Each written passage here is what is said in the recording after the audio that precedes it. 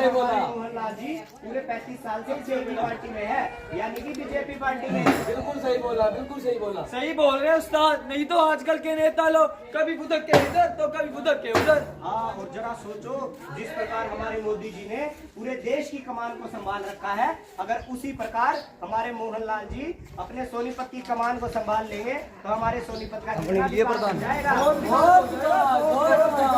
मेरा तो पक्का है, मेरा वोट तो बीजेपी को जाएगा। हमारा वोट बीजेपी को जाएगा। तो उस्ताद एक संकल्प लेते हैं, जनता ने संकल्प लिया है बीजेपी को लाएंगे, जनता ने संकल्प लिया है बीजेपी को लाएंगे।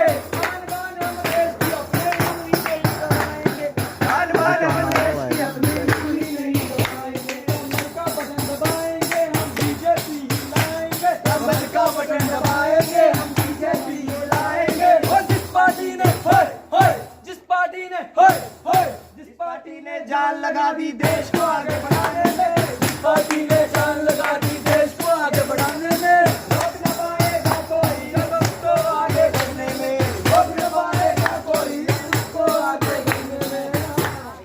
नमस्ते आप सभी को, मैं हूं कल तक टीवी से आपका दोस्त आशीष और मेरे साथ है कैमरामैन आकाश। तो आज हम आए हैं जींद जिले में ये देखने कि यहाँ पे कौन सी पार्टी की हवा चल रही है। तो आइए किसी से पूछते हैं वो कि इस बार किसको वोट देंगे। भाई साहब राम राम। वीडियो वाला वीडियो है। नाम क्या है? गोपाल जी। तो गोपाल जी हम आपसे ब्रिज गोपाल। तो ब्रिज गोपाल जी हम आपसे पूछना चाहते हैं। अरे राजेंद्र ब्रिज गोपाल जी।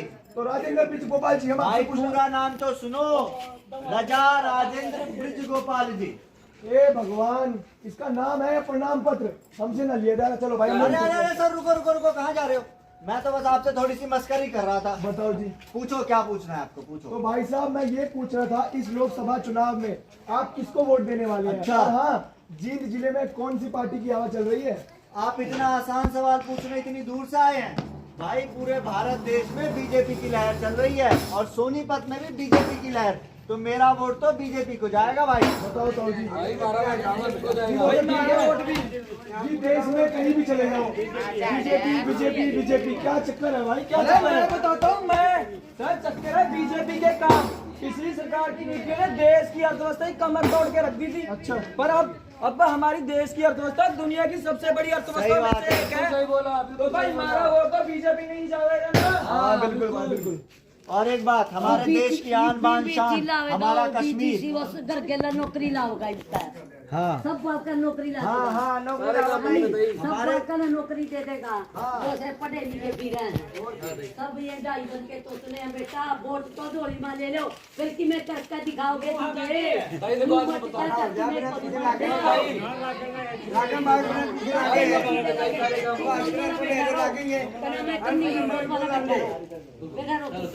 हमारे देश की आन बान शान हमारा कश्मीर, वहाँ पर गरीब गरीब होंगे कई सारे काम होंगे और मैं बताऊँ क्यों कर होंगे। गरीबों के राशन कार्ड का तो ना करे के गरीबों को दाना है वोट तो लेना है। आप क्यों बीजेपी को वोट देंगे? श्री राम जी का भव्य मंदिर बनवाने में कौन सी पार्टी का सहयोग? बीजेपी भाई। तो मेरा वोट तो भाई बीजेपी को जाएगा। अच्छा, और भाई साहब आप क्यों वोट देंगे? भाई साहब मैं भाई की बात पे एक बात करना चाहूंगा। देखो ताई, मोदी सरकार ने राम मंदिर बनवाया है। हाँ लोग नु कहो है राम मंदिर के खाना दे होगा, ना सही है ना?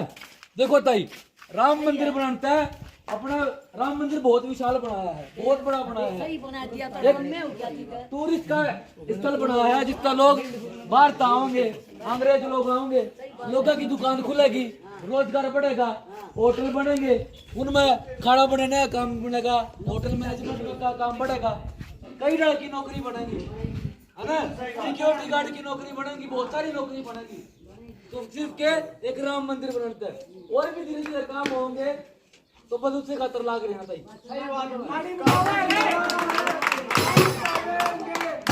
जन का सम्मान करेंगे, जनता का होगा गुणगान।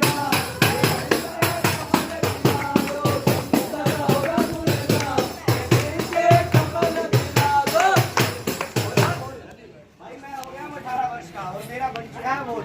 अब मैं चलाऊं वोट डालने? वोट देगा, थोड़े से पैसे ले लेना और क्या करोगे? अरे भाई इधर वोट तेन दारू नहीं पेटी देवांगे। अरे भाई दारू पैसा खाना अरे दारू की पेटी 2-2 की गिलाती पूछो किसकी वोट दे रही है। हेलो हेलो, अरे मैंने तेरे से एक नाम, मेरा पजामा ना पहना है, फंस गया नहीं मैं मैं तो दो नेताओं के बीच में फंस गया। 2 नेता के बीच में। हाँ अब मैं क्या करूँ? जल्दी आजा जल्दी। चला लिया। हाँ बेटे क्या हो गया? अच्छा एक नेता को मैं तेरे दारू दूंगा, अच्छा एक नेता को मैं तेरे 500 के नोट दूंगा। अच्छा। मैं किसकी वोट दूं? मैं तुझे बता रहा हूँ, तू इनके चक्कर में ना फंसे। तू उसे वोट दे जो योग्य है। कौन है वो योग्य तो है? भाई मैं बताऊं योग्य है। हम देखो पहले तो बीजेपी के काम, बीजेपी सरकार ने क्या कराया है। अपने भारत में सबसे बड़ी समस्या है शारीरिक स्वास्थ्य की समस्या, जो कि देश की सबसे बड़ी चुनौती है।